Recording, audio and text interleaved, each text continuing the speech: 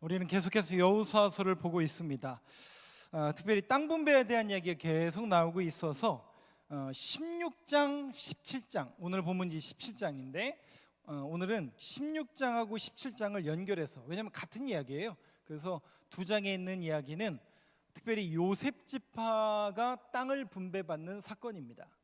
요셉 지파가 땅을 분배받는 이 사건, 16장 1절을 한번 먼저 보여주시죠. 요셉 지파가 누구죠? 네네.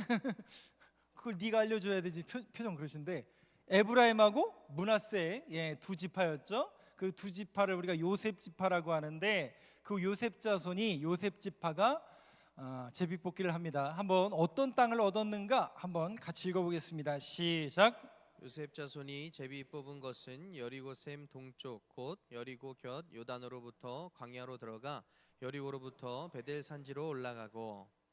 쉽게 지도를 보여드릴게요. 뭔 말이야? 우리가 여리고 요셉 지파, 므낫세와 에브라임 지파가 도대체 땅의 어느 부분을 차지했단 말이야? 우리가 지명을 보면 대충 모르지만 넘겨주세요. 지도를 보면 대충 알 수 있는데요. 하나 또 넘겨주세요. 저 부분이에요. 밑에는 하얀색 부분이 빨간색 글자로 에브라임 지파라고 써 있고, 위에가 므낫세 지파라고 이렇게 써 있습니다.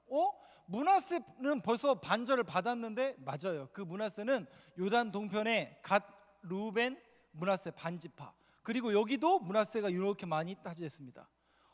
목사님, 저렇게 므낫세는 엄청나게 많이 받고, 이쪽도 많이 받고 이쪽도 많이 받고, 에브라임은 좀 작고 밑에 유다는 또 크고, 그러면 여러분 보세요. 에브라임 지파 입장에서 보면 자신들이 차지하고 있는 그 땅이 좁아 보여요? 넓어 보여요?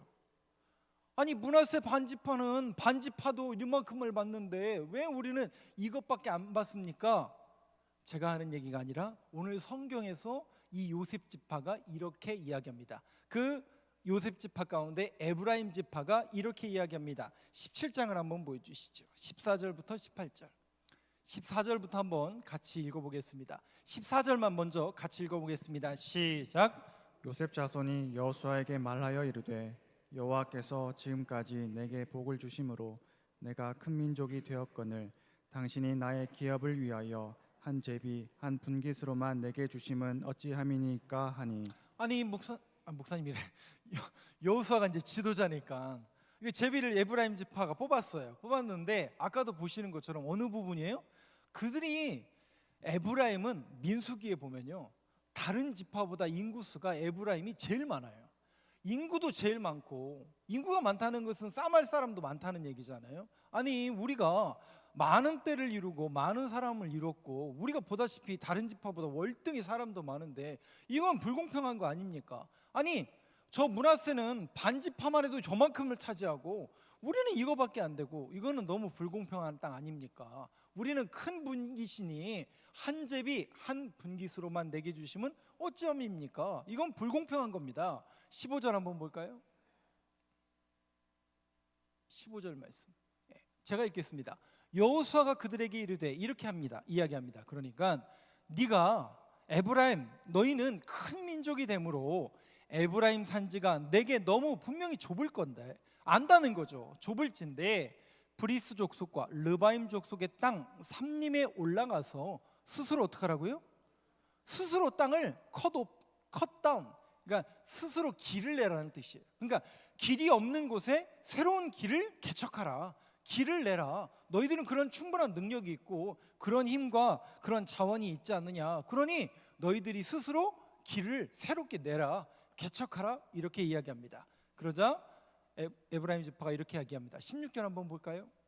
한번 여러분 목소리로 같이 읽어보겠습니다. 시작. 요셉 자손이 이르되 그 산지는 우리에게 넉넉하지도 못하고 골짜기 땅에 거주하는 모든 가나안 족속에게는 베스안과 그 마을들에 거주하는 자이든지 이스라엘 골짜기에 거주하는 자이든지 다 철병거가 있나이다 하니. 뭐라고 얘기하는 거예요? 그럼 가겠다는 얘기, 못 가겠다는 얘기? 아니, 우리는 철병거도 없고 쟤네는 안악자손같이 이렇게 힘이 있는데 어딜 갑니까, 가기는? 아니, 다른 사람들 므낫세는 저렇게 넓은 땅 따고 다른 지파들은 좋은 땅 얻었는데 왜 우리는 한 제비 한 분깃, 하필이면 저렇게 강대한 민족이 있는 그 땅을 왜 우리한테 주십니까? 이거는 억울하고 분통합니다. 17절 한번 볼까요? 제가 읽겠습니다. 그러니까 여호수아가 뭐라고 그래요? 여호수아가 다시 요셉의 족속 곧 에브라임과 므낫세에게 말하여 이르되 너는 뭐라고요? 큰 민족 아니냐, 큰 권능이 너희들에게 있지 않느냐, 한 분깃만 가질 것이 아니라. 18절 한번 보여주시죠. 여러분 목소리 같이 읽어보겠습니다. 시작. 그 산지도 내 것이 되리니 비록 삼림이라도 네가 개척하라. 그 끝까지 네 것이 되리라. 가나안 족속이 비록 철병거를 가졌고 강할지라도 네가 능히 그를 쫓아내리라 하였더라. 가요 안 가요? 에브라임 지파가 이래서 안 되고요, 저래서 안 되고요, 철병거 있어서 안 되고요. 여러분, 이게 이 16장 17장에서 제일 많이 나오는 단어가 여호수아의 입을 통해서 그 에브라임 지파, 요셉 지파를 통해서 계속 뭐라고 권면해요? 스스로 개척하라. 오늘 제목이 그래서 스스로 개척하라. 이 개척하라는 것은 길이 없는 땅에 너희들이 길을 내라는 뜻이에요. 야, 너희들이 큰 민족 아니냐, 너희들이 여기 보니까 권능이 있는 큰 민족 아니냐, 너희들이 스스로 개척할 능력이 있는데 왜 자꾸 원망하고 불평하고. 제비뽑기는 누구의 주권을 인정하는 거라고요? 하나님의 주권을 인정하는 그런 우리가 믿음의 고백으로 제비뽑기 뽑아서 땅을 분배받았는데 왜 너희들이 자꾸 이렇게 원망하고 불평하느냐. 근데 여러분, 너무나 아이러니하게도 이 전에 유다 지파에 누가 있었어요? 바로 앞에 14장 15장에 제가 2주간에 걸쳐서 갈렙 얘기를 했잖아요. 갈렙은 뭐라고 얘기해요? 거기 안악자손 있는 거 내가 압니다. 그죠? 거기 나 안악자손 있는 거 압니다. 걔네들 철병거 뭐 있는지도 모르겠습니다. 그게 중요한 게 아니죠. 그죠? 너무나 비교되고 너무나 대조적인 모습이 갈렙과 지금 에브라임 지파의 모습이라는 것이죠. 그렇다면 오늘 스스로 개척하라. 그러면 이 스스로 개척하라는 이 메시지를 오늘 이 시대 속에서 우리에게 어떻게 적용해야 될까? 먼저는 이게 이제 핵심인데, 먼저는 이 요셉 지파가 어떤 지파인지에 대해서 먼저 조금 알아보겠습니다. 이스라엘에게는 12지파가 전체적인 지파죠. 그런데 요셉 지파는 2지파, 에브라임과 므낫세 두 아들, 요셉의 두 아들로부터 요셉 지파가 이루어집니다. 근데 왜 두 지파가 거기에 껴들어가요? 왜 2지파예요?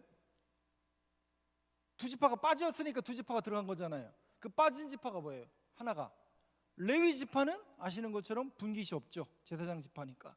그리고 요셉이라는 이름이 빠진 거예요. 그래서 그 2지파가, 요셉 지파가 2지파로 나아가는데 이유가 있죠. 그것은 이미 요셉이 2배로 그렇게 하나님께서 그들을 축복했기 때문에, 야곱의 축복 속에서 그 축복의 내용이 나오기 때문에 요셉이 2지파를, 2 아들을 통해서 이스라엘 민족을 이루는 지파가 됩니다. 그 야곱이 요셉을 축복하는 49장에 있는 요셉의 축복의 내용을 한번 보면서 이 요셉 지파의 근원, 이 요셉 지파가 받은 복이 도대체 뭘까를 먼저 한번 보도록 하겠습니다. 49장을 한번 열어주실래요? 22절부터 한번 볼게요. 요셉이 받은 축복이 뭘까? 22절 말씀, 저는 특별히 우리 믿음의 다음 세대들이 이런 축복을, 22절에 있는 축복을 받았으면 좋겠는데요. 한번 같이 읽어보겠습니다. 시작. 요셉은 무성한 가지 곧 샘 곁에 무성한 가지라. 그 가지가 담을 넘었도다. 요셉이 어떤 축복을 받았다고요? 무성한 가지래요. 그런데 샘 곁에 무성한 가지라. 샘 옆에 있는 가지와 나무는 마른다는 얘기, 안 마른다는 얘기예요? 마르지 않는다는 얘기죠. 시냇가에 심기운 나무와 같은 내용이에요. 시냇가에 심기운 나무처럼 그 가지가 어떻게 했다고요? 담을 넘어버렸대요. 담을 넘어버렸대요. 그 요셉의 영향력이 온 열방에, 이집트에 국한하는 게 아니라 온 열방을 향해서 담을 넘어갔다. 특별히 우리 믿음의 다음 세대들이 이런 축복이 있길 간절히 소망합니다. 23절 또 볼까요? 제가 읽겠습니다. 활 쏘는 자가 그를 학대하며 적개심을 가지고 그를 쏘았으나. 이 얘기는 무슨 얘기냐면 요셉의 인생이 계속 활 쏘임을 당하죠. 형들로부터 인신매매를 당하고, 그래서 애굽으로 팔려가게 되고, 거기서 보디발의 집에서도 누명을 씌워서 결국 감옥에 가게 되고, 계속 요셉을 어떻게 해요? 알 수 없는, 그러니까 요셉이 잘못한 게 뭐가 잘못했어요? 잘못한 거 있죠. 기본적으로 싸가지가 좀 없죠. 그렇잖아요. 좀 그렇지, 거시기 하잖아요. 그잖아요. 아니 그런 꿈을 꿨더라도 형들이 그 얘기를 하면 형들이 이건 팩트지만, 자기의 꿈을 얘기하는 건 팩트지만, 자유지만, 그 얘기를 듣는 당사자들은 지금 어떤 사람들이에요? 생각해 보세요. 그 형들은요, 아버지를 아버지라 부를 수 이거예요. 그렇잖아요. 레아의 후손들 아니에요? 야곱의 사랑받는 라헬의 아들인 요셉과 베냐민은 아들로서 인정받는데, 레아, 비라, 실바, 거기서 난 아들들은 아버지를 아버지라고 부르지 못하는, 물론 불렀겠지만 우리로 말하면 그런 멸시와 천대 속에 살지 않았어요? 그런데 떡하니 와가지고 요셉이 뭐라고 얘기한다고요? 형들이 나한테 조아린다니. 그러니까 요셉이 철이 없었던 거죠, 실질적으로 보면. 그리고 뭐 굳이 요셉이 뭐 크게 잘못한 거 있겠습니까? 그리고 요셉은 잘 아시는 대로 하나님이 보고 계신데 내가 어떻게 득죄하리요? 요셉이 잘한 거잖아요, 그죠? 죄 안 지은 거잖아요. 하나님 보시기에 떳떳한 일을 한 거잖아요. 그러면 잘 돼야 돼요, 못 돼야 돼요? 신호등 다른 사람 다 그냥 안 지키고 지나가도 나는 지켜요. 그럼 내가 교통사고 당하면 돼야 안 돼요? 신호 잘 지켰는데요. 그거하고 아무 상관은 없죠. 요셉은 알 수 없는 그 고난의 계속 현장에 빠지게 됩니다. 신기하죠. 근데 더 놀라운 건 뭐냐면, 성경이 뭐라고 얘기하냐면, 요셉이 큰 어려움을 2번 겪죠. 그게 뭡니까? 형들한테 팔려가고, 그리고 누명 써서 감옥에 가고. 근데 성경은 그걸 뭐라고 얘기하냐면 형통하게 하셨더라. 누가 형통하게 하셨더라고요? 아니 세상에 하나님이 그와 함께 하심으로 그가 형통한 자가 되어 감옥에 가더라. 그가 하나님과 형통하신 되어 보디발의 집에 노예로 팔려가더라. 하나님이 함께 하시고 하나님이 형통하게 하셨으면 감옥에 가는 게 정상이에요, 아니에요? 하나님이 형통하게 하셨으면 형들한테 인신매매당해서 팔려가는 게 정상이 아니에요. 저는 이게 도무지 이해가 되지 않았다니까요. 이게 과연 형통한 거 맞아요? 요셉이 형통한 인생 맞아요? 여러분들의 자녀가 요셉처럼 총리의 자리에 오르기를 원하시잖아요. 팔려가는 건 원하지 않고. 우리는 형통을 우리식으로만 자꾸 해석한다고요. 근데 24절 한번 보시죠. 요셉이 받은 축복이 뭘까? 같이 한번 읽어보겠습니다. 시작. 요셉의 활은 도리어 굳세며 그의 팔은 힘이 있으니 이는 야곱의 전능자 이스라엘의 반석인 목자의 손을 힘입음이라. 이거예요, 이거. 야곱의 전능자 이스라엘의 반석인 목자의 손을 힘입으니라. 요셉이 끝까지 포기하지 않았던 축복이 뭘까요? 하나님을 포기하지 않아요. 애굽의 노예로 팔려가도, 여러분 생각해 보세요. 그 어린 시절에 애굽의 노예로 팔려갑니다. 말이 통해요, 안 통해요? 안 통해요. 배운 적이 없어요. 거기 하나님 믿는 사람이 있어요, 없어요? 없어요. 여호와가 누군지도 몰라요. 단순히 어린 히브리 노예가 보디발의 집에 노예로 왔을 뿐이에요. 말도 안 통하죠. 알려주는 사람도 없죠. 몸은 이미 노예 신분이죠.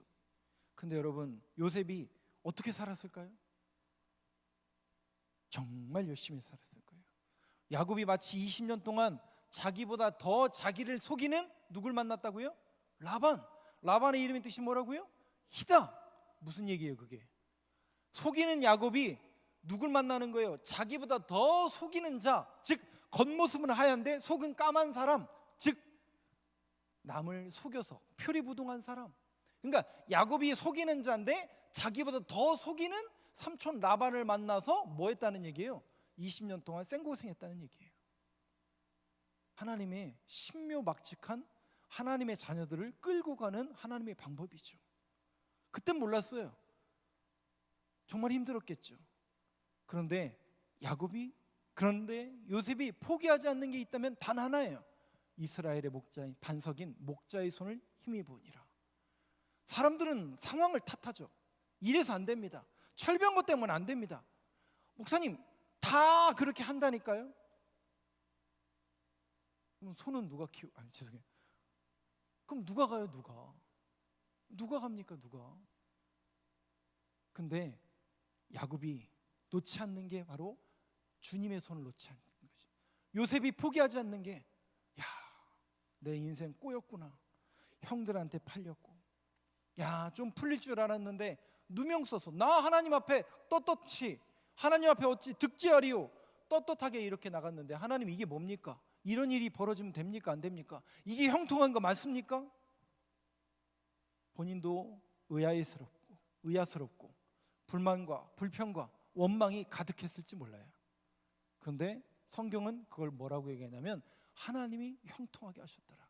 그 얘기는 하나님이 형통하게 하셨다는 얘기는 그럼에도 불구하고 누구를 포기하지 않았다는 거예요. 요셉이 하나님을 포기하지 않았다는 거예요. 목자의 손을 힘이 부니라.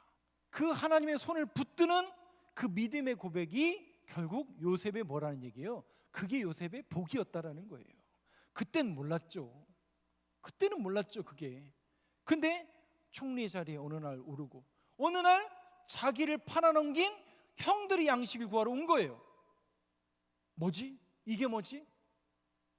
이땐가?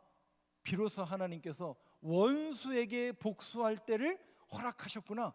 하나님은 정말 신묘막측한 분이고 하나님께서는 공짜가 없는 분이구나. 그랬다고요? 아니요. 그제서야 비로소 요셉의 눈이 열려요. 무슨 눈이 열려요? 철없던 시절에는 그냥 자기 얘기만 했는데 누가 보이기 시작하는 거예요? 형들의 모습이 보이기 시작하는 거예요. 나만 피해자인 줄 알았어요. 형들한테 팔려가지고 누명 쓰고 나만 이렇게 억울한 인생을 살아가는 인생인 줄 알았는데, 이 형들도 아버지를 아버지라 부르지 못하고 정말 기구한 운명을 맞이해서, 하필이면 아버지가 누구예요? 야곱이잖아요. 나 아버지로부터 인정도 못 받는 그런 불행한 인생을 살던 사람들이었구나. 거기다가 이때가 무슨 때예요? 하나님의 경륜이 열리는 거예요. 하나님께서 약속의 자녀, 즉 야곱의 후손들을 거기 있으면, 가나안에 계속 있으면 어떻게 돼요? 굶어 죽죠. 굶어 죽으면 어떻게 돼요? 하나님의 약속이 끊겨지는 거 아니에요? 하나님의 약속의 자녀를 살리기 위해서 미리 나를 보내신 거구나. 이 하나님의 눈에, 이 하나님의 경륜에 이 눈이 열리게 됩니다. 그때는 모른다니까요. 그 시간을 겪고 있는 우리들은 모른다니까요. 그런데 반드시 그 하나님의 눈, 하나님의 계획, 그거를 붙드는 사람들이 있다는 얘기, 없다는 얘기예요. 반드시 있습니다. 저와 여러분들이 말씀을 붙들고 하나님의 말씀을 붙든다는 것은 그거예요. 갈렙이 왜 달라요? 말씀을 붙들고 있었더라니까요. 그래서 거기가 안악자손이 있던 철병가가 있든 난 거기 개의치 않는다. 뭐를 붙든다고요? 약속을 붙든다. 이 산지를 내게 주소서. 근데 오늘 요셉 지파는 분명히 요셉이 이런 축복을 받은 사람임에도 불구하고 그거를 잊어버린 거예요. 여러분, 말씀이 사라지고요, 우리 신앙과 믿음의 고백에서 말씀 사라지고 은혜 사라지잖아요. 그럼 남는 거는 뭐밖에 없어요? 원망, 불평. 하나님, 우리는 이 많은 때를 이뤘는데 틀린 얘기는 아니라니까요. 근데 하나님의 주권을 보지 못한다니까요. 하나님의 말씀을 붙드는 모습이 전혀 이들의 모습 속에 보여지지가 않는다니까요. 근데 여러분 보세요. 하나님의 신묘막측한 이 방법은 요셉이라는 그 인생을 하나님께서 하나의 샘플로 보여주시죠. 그 요셉이라는 인생 속에서, 그 기구한 운명 속에서 결국 누구를 살려낸다고요? 이스라엘 민족을 살려내잖아요. 신약 성경에 보면요, 건축자들이 버린 돌이, 그죠? 그 건축자들이 버린 돌이 누구예요? 예수 그리스도 아니에요? 그 예수 그리스도가 성전의 머릿돌이 되었도다. 그래서 교회라는 공동체, 하나님의 이 신묘막측함과 하나님의 주권과 하나님의 일 속에서는 절대 두 가지를 조심하셔야 됩니다. 첫 번째, 사람의 영향력입니다. 누가 있고 없고 되는 일이 아니에요. 우리는 자꾸 어떤 실력, 능력, 어떤 인물에 중심을 맞추는데 사람의 영향력으로 하나님은 하나님의 일을 하지 않습니다. 두 번째, 어떤 권세와 능력으로 하나님을 하시지 않으세요. 여러분 생각해 보세요. 다 갖추고 있어요. 못하는 게 바보 아니에요? 그렇잖아요. 요셉 지파는 큰 민족이라니까요. 이미 많은 능력을 갖고 있어요. 그런데 왜 불평하고 원망하고 왜 안 된다고 얘기하느냐? 여호수아가 그걸 계속 알려주는데도 안 된다는 거예요. 언제까지 그럴 거예요? 근데 성경은 이야기합니다. 고린도후서 8장 9절을 한번 보여주시죠. 누가 강한 자이냐? 누가 하나님의 일을 하는 사람들이냐? 어떤 방법으로 하는 거느냐? 성경 사도 바울은 이렇게 얘기합니다. 한번 같이 읽겠습니다. 시작. 우리 주 예수 그리스도의 은혜를 너희가 알거니와 부요하신 이로써 너희를 위하여 가난하게 되심은 그의 가난함으로 말미암아 너희를 부요하게 하려 하심이라. 놀랍게도 이게 예수님의 방법이에요. 오히려 예수님이 가난해짐으로 인하여 우리가 부요함을 입고, 그가 채찍에 맞음으로 우리가 나음을 입고, 요새가 고난을 받음으로 오히려 민족을 살리는 자리에 오르잖아요. 그러니까 힘과 능력으로 하는 게 아니라니까요. 여러분 생각해 보세요. 우리 교회 이 1994년 95년도 이 건물을 건축할 때 우리 교회에 수십억을 기탁하고 헌금하신 분이 있어서 지었어요? IMF 때 남들은 다 포기할 때 여러분 어떻게 교회 지셨어요? 잊으셨어요? 절대로 잊지 마세요. 아니에요. 한 사람의 능력과 영향력으로 한 게 아니라니까요. 함께 모여서 한 마음 한 뜻으로 이뤄간 거예요. 그런 공동체가 강한 공동체가 되고 능력 있는 공동체가 되지, 어떤 누구의 영향력, 누구의 힘, 누구의 권세, 그러니까 자꾸 그것이 나중에 감투가 돼가지고 내가 지었다고, 내가 했다고, 내가 복음을 종종 쓰는 분들이 종종 있는데 그렇지 않습니다. 이것은 옳은 그림이 아닙니다. 요셉 지파가 그 원천의 복을 받았고 그 주님을 붙드는 그 믿음의 고백이 이 요셉 지파에게 있어야 되는데 그게 없다라는 거예요. 너희는 큰 민족이고 님이 요셉 지파의 그 원천의 복을 받았는데 왜 못하냐는 거예요. 그러면서 오늘 본문의 말씀이 15절에 스스로 뭐하라고요? 개척하라. 너희들은 큰 민족이니까 좁은 걸 아니 스스로 개척하라 하니라. 그렇다면 오늘 조금 설교를 일찍 끝낼게요. 좀 기회기원도 있고 또 나눌 게 있어서. 그러면 이 스스로 개척하라는 이 메시지를 우리는 그럼 어떻게 받아들여야 될 것인가? 없는 곳에 길을 내라는 얘기예요. 이 개척하라는 단어가 아까도 말씀드린 컷다운, 길이 없는 곳에 길을 내라는 거예요. 그 얘기는 어떤 얘기냐면 실상 이 땅과 이 시대 속에서 저와 여러분들의 또 교회가 걸어가야 될 길은 죄송한데요, 길이 없는 곳이에요. 남들이 다 가는 길 가는 거는 너무 평탄한 길입니다. 그건 너무 원만한 길이에요. 못 가는 게 정상 아니에요? 남들 다 가는 길 못 가는 건 정상 아니에요? 안 가는 게 그건 안 가는 거죠. 근데 성경은 뭐라 그러냐면 스스로 개척하래요. 그것은 스스로 컷다운하라는 뜻이에요. 길을 내라는 얘기예요. 웨이메이커라는 찬양을 부르고 싶었는데 모르시는 분들이 많을 것 같아서 일부러 안 불렀는데, 그 찬양의 고백처럼 우리 신앙인들은요 실상은 길을 내는 사람들이에요. 우리 어머니가요 1970년대에 시집 오셨어요. 충청남도 서천군 서면 월호리에 시집을 오셨어요. 시집을 오셨는데 기독교인이 하나도 없는 거예요. 그분이, 우리 어머니가 시집 오는 순간 기독교인이 1호로 온 거예요. 그럼 우리 엄마가 와서 뭐 대단한 일을 했냐? 대단한 일을 했죠. 저를 낳았으니까. 근데 우리 엄마는 저를 낳고 아들이 목사가 될 거라는 꿈에도 생각을 못 했겠죠. 그냥 거기 간 거예요. 갔더니 세 가지가 없다고 그랬잖아요. 제가 전기가 없고 콜라를 파는 데가 없고 교회가 없더라는 거예요. 근데 얼마나 그 3년이라는 세월이 그랬을까요? 그 교회를 못 가고. 근데 이제 결혼식은 교회에서 하셨거든요. 저희 어머니가 믿음이 좋으신 분이셔서 아버지가 교회 갈 것을 약속하고 결혼을 했는데 그렇게 된 거예요. 우리 집안뿐만 아니라 그 충남 서천구 서면 월오리에 기독교인 1호가 온 거예요. 그럼 우리 엄마는 맨날 눈물로 뭐 하는 거예요? 이제나 저나나 교회가 세워졌네, 교회 가고 싶네, 콜라 먹고 싶네, 전기 언제 들어오네. 얼마나 그 눈물로 지새우는데, 처녀가 그 시집 가져와가지고, 그것도 저희 어머니는 서울에서 활동하시던 분인데, 그 한많은 시절 속에서 늘 그렸던 그 모습, 그게 뭘까요? 실상은 그때는 몰랐지만 어떻게 보면 개척하는 사람들이 되는 거예요. 여기 보면 여러분도 많이 계시잖아요. 여러분 가정에 1호 신앙인들 많이 계시잖아요. 그렇잖아요. 그럼 여러분들은 여러분들의 가정에 개척자들 아니에요? 신앙의 개척자들, 신앙의 개척자들. 그 길이 근데 여러분 쉽습니까? 어렵죠. 또 그 길을 걸어가는지도 몰랐겠죠. 우리 어머니도 몰랐다니까요. 그냥 기도만 하셨겠죠.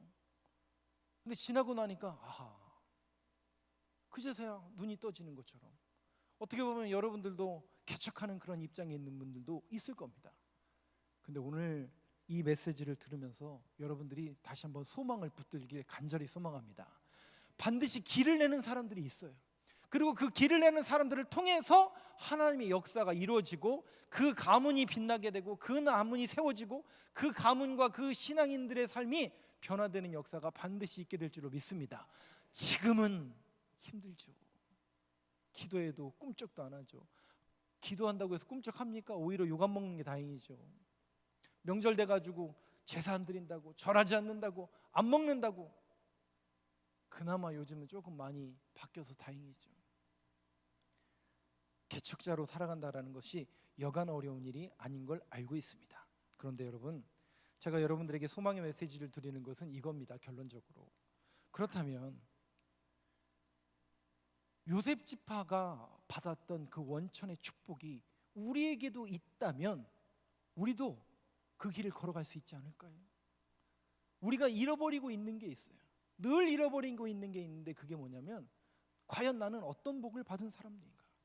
나는 성도로서 부름받았는가? 이거에 대한 불명확성이 있기 때문에, 그러니까 나를 부르셨다는 그 확신이 없기 때문에 못 가는 거예요. 실상은 두려운 거예요.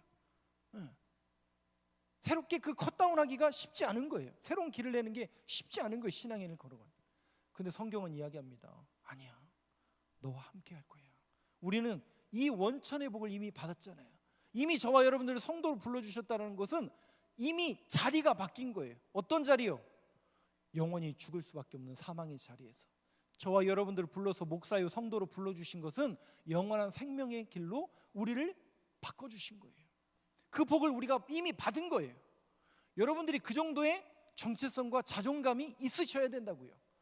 세상 사람들이 뭐라고 해도 하나님이 나를 알아주시고, 세상 사람들이 안 알아줘도 하나님께서 나를 성도로 불러주셨다, 그 거룩한 무리로 불러주셨다라는 그것은 영원한 생명의 길로 저와 여러분들을 불러주셨다라는 거예요.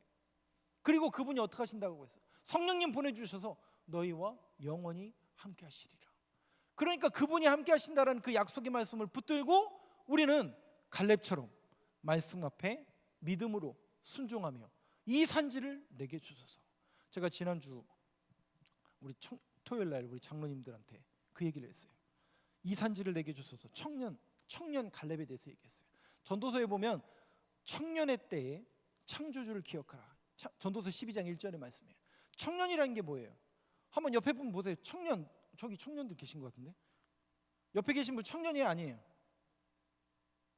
네? 왜 거짓말들 하고 계세요? 아무도 안 계신 것 같은데요. 생물학적으로 보면 우리 청년 아니죠.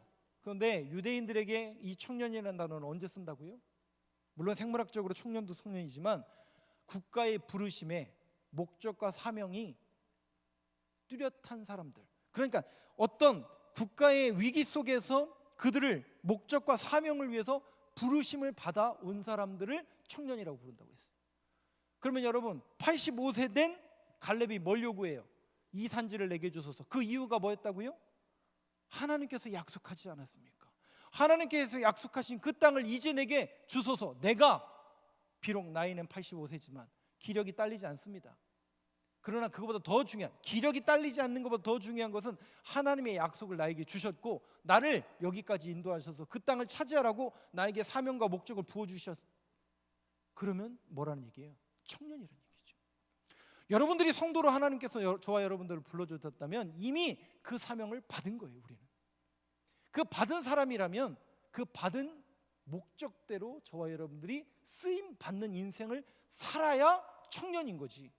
몸은 멀쩡하게 청년인데 그런 목적과 사명이 불분명하고 불확실하다면 죄송하지만 그건 성경적 의미로 청년이 아니에요.